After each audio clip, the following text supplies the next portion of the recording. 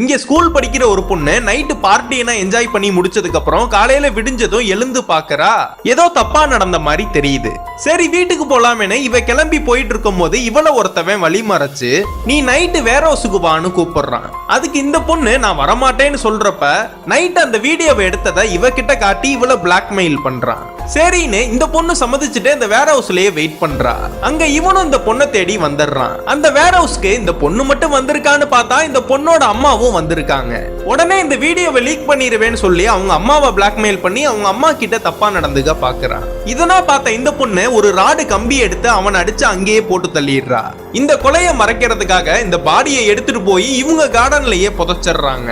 இந்த பொண்ணோட அப்பா வீட்டுக்கு வந்ததும் ஏதோ ஒண்ணு பயங்கரமா நடந்திருக்கேன்னு இவங்க அப்பாவுக்கு தெரிய வருது. இவங்க ரெண்டு பேருமே அங்க நடந்த எல்லா விஷயத்தையுமே இவங்க அப்பா கிட்ட சொல்லிடுறாங்க.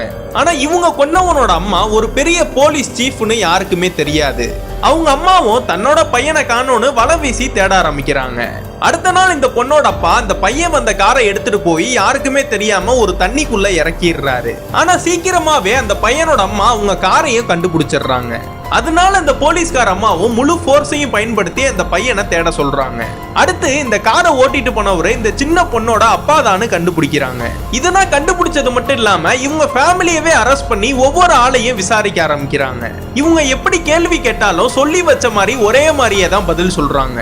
ஒரு சரியான ஆதாரம் இல்லாதனால இந்த 3 பேத்தையுமே வெளியில விட்டுறாங்க. ஆனா இந்த செத்து போனவனுடைய ஃப்ரெண்டு அந்த பொண்ணோட வீடியோவை இந்த அம்மா கிட்ட காட்டிடுறான். இத பார்த்ததுமே அவங்க பையனை நினைச்சு வெக்கப்படாம இதனாலதான் நம்ம பையனை ஏதோ ஒண்ணு பண்ணிட்டாங்கன்னு திரும்பவும் அந்த ஃபேமிலியை அரெஸ்ட் பண்ணிடுறாங்க.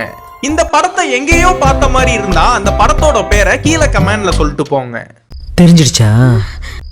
உங்க எல்லாருக்கும் தெரிஞ்சிடுச்சா? சரி விடு.